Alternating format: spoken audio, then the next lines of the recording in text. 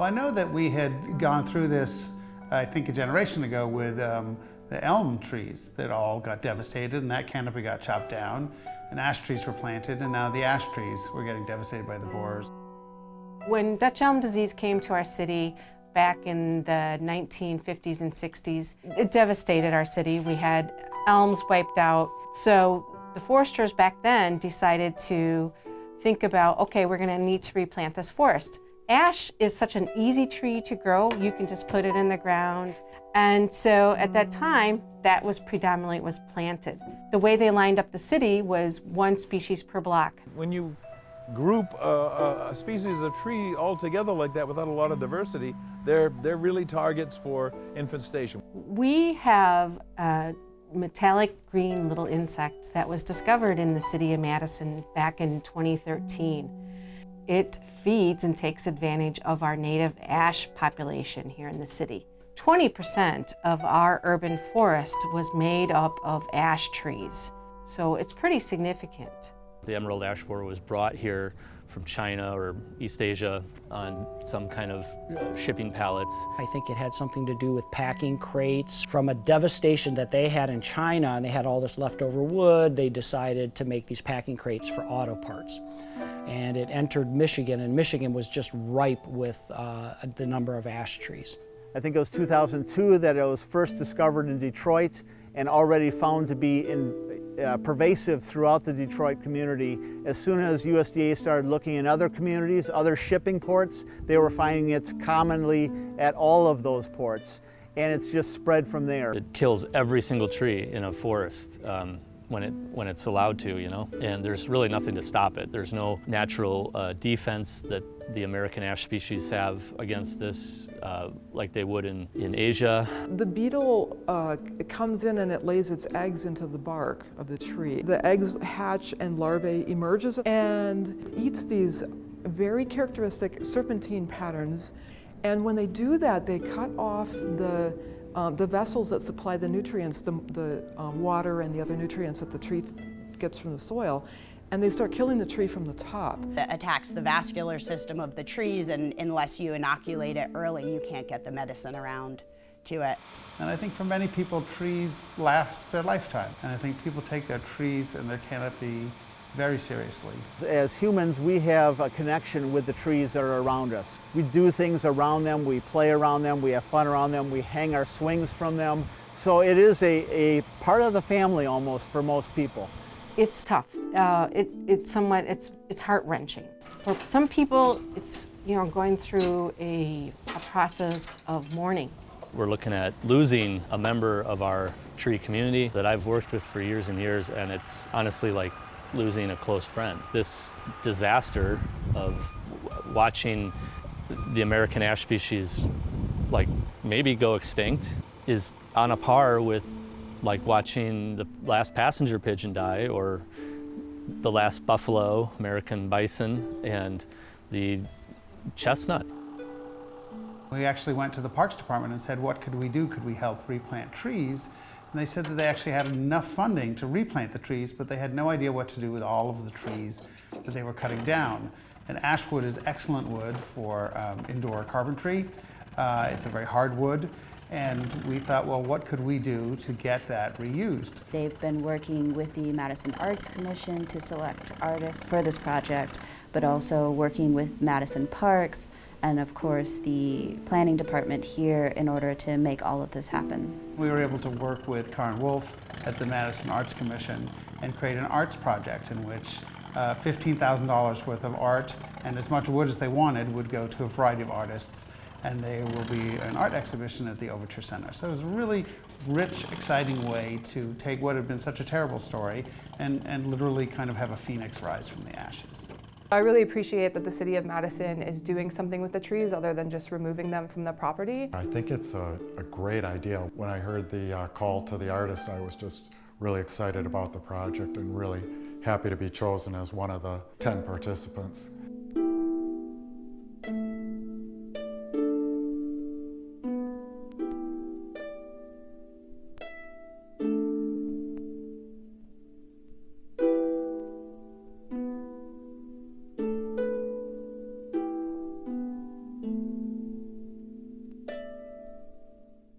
There actually is a really diverse selection of artists. The exhibition will have a pretty broad display of the use of the making with ash wood. Some of the artists are really looking at the environmental impact and speaking to bigger issues, political issues, socioeconomic issues.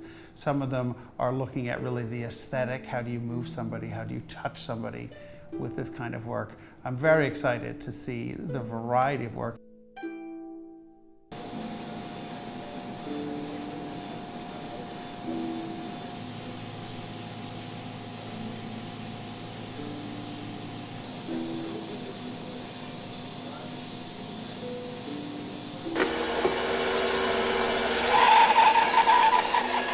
We were asked to build artwork out of ash trees. And so what I did is I chose to use the outer layer of the wood. These are pieces that have been marked with the channels that the larvae carve out, and it's literally what kills the tree. So in some way it's a bit morbid, but it's this beautiful texture. And you know, I wanted to present something beautiful so that it really engages you and that you become connected with it as part of the natural world. I've treated ash wood in different ways. Some of it's carved, some of it's left completely raw. And so I guess I'm trying to show the different qualities of the wood as well.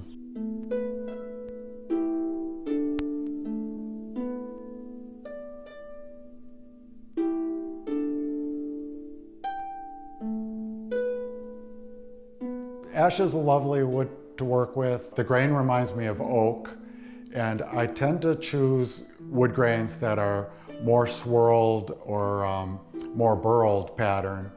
It's more conducive to my designs, but it can work too.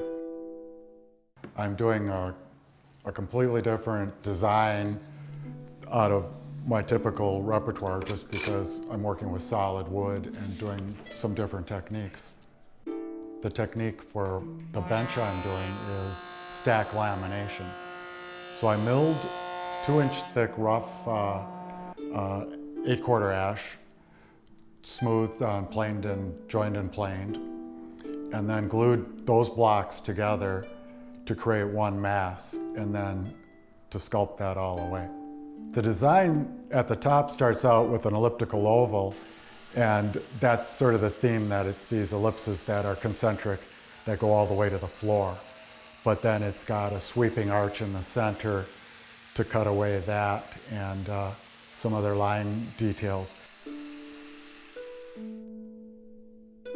My goal is to kind of wake people up a little bit, and hopefully through the massiveness of these pieces representing the strength behind this story is the beautiful paintings. I'd like to think of them as beautiful. It's similar to what I've done in other paintings in terms of trying to do a little bit hyper-real painting and showing imagery. This is a little bit different in that there's a bit of an allegory and, you know, the history of the ash tree happening with these pieces.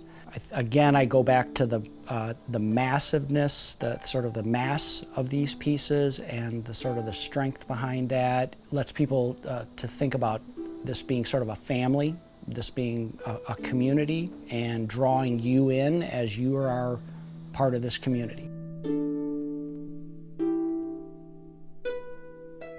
Ash historically has a very sacred relationship to my people, my tribe. I come from a people called the Abenaki, and the ash tree was pretty instrumental in our survival over the years because we made baskets with them and we made snowshoes with them. I immediately thought if I can apply and get one of these grants, I would love to do a casket and make it a funeral vessel, not only for anyone who should buy it and want to be buried in it, but also for the tree itself.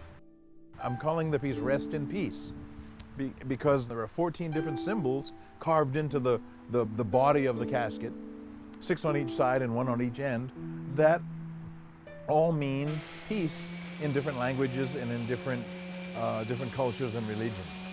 The hardness of the tree kind of caught me by surprise as I was making the piece. Burning it was surprisingly challenging because it's such hard wood. It took really intense heat, which is hard on your fingers because the wand is really hot, and hard on the nibs. I went through about 6 different nibs, and you had to go really slow because a red hot nib, you put it into the wood and start making your line, and it loses its heat as it's absorbed into burning the wood. So it took 40 hours to do the burning on the top of the lid.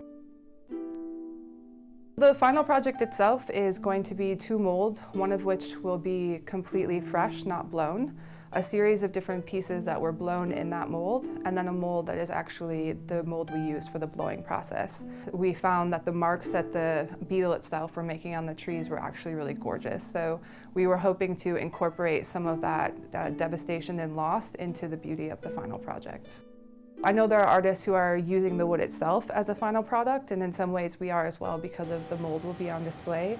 But the glass objects for us act as a memory of the tree. They have the end grain markings of the tree being burned in through the glass process. That memory and kind of moving forward with that was important to us, and reusing that material in a new way and even transferring it into a new medium of glass. Ash wood is very rare that you would use in a glass blowing process. We want a really nice moisture in the wood so that can transfer to the glass blowing process. Here we're doing the exact opposite. It's a completely different process in terms of how dry it is. So overall, it's just been a really interesting learning process to see how that ash wood can correlate to the historical process of glass blowing and mold blowing.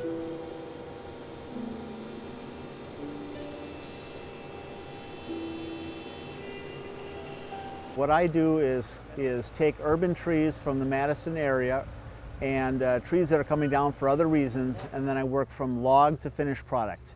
90% of what we're doing stays here in the community.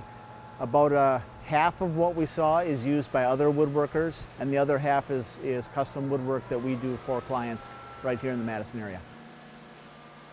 So my connection with the Phoenix from the Ashes project is simply as an urban wood producer, a Wisconsin Urban Wood member based here in Madison. Wisconsin Urban Wood includes arborists, it includes municipalities, it includes sawmill and kiln operators, and it includes custom woodworkers that are all focused on that idea of keeping the wood local, reusing what was previously a waste resource to make finished products, and very nice finished products.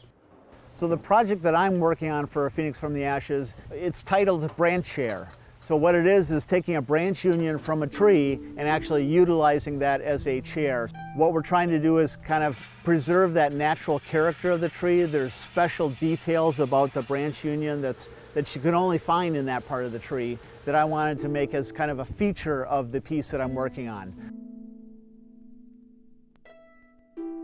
My project for the Phoenix from the Ashes consists of a large-scale carved bird head that I actually made a couple of years ago, and it seemed like a really perfect vehicle for this project. The ash components are zebra mussel shells, batteries, and matches, and I wanted to connect the emerald ash borer with other invasive species. It's a great wood to work with. It's open grain, which means it's porous. The spring wood grows very fast. It's a nice dense wood. It doesn't scratch easily. It can have a wide color difference. It has a very strong grain pattern, so depending on how you cut it, you can get some wild grain.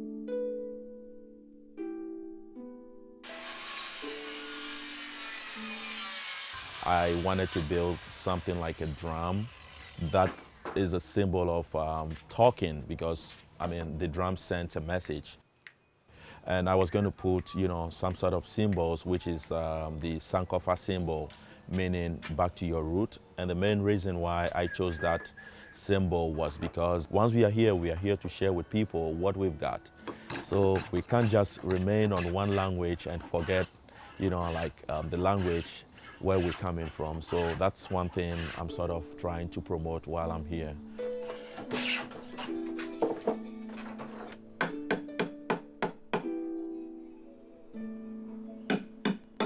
Jam is a carver.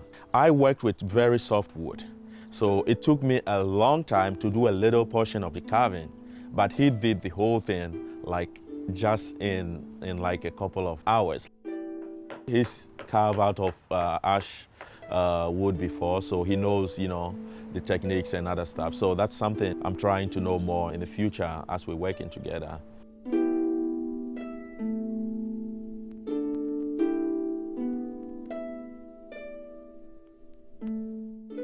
there's two main parts of the show. One is the rubbings that are exploring the ash tree. Technically works very well to pick up the detail that I'm looking for in the stumps. I was looking for the rings, and then also found the chainsaw blades and the curved patterns that they were making. The second component is fabric tree sculptures that are suspended. The transparency makes it more a reminder that they're disappearing. And on the surfaces of each of the trees, there's various kinds of beadwork or embroidery. Most of these are depicting the life cycle of the emerald ash borer. I always want people to spend a lot of time with my art, and I found that by incorporating these three-dimensional components, it becomes more like a forest, and it just kind of slows the pace down.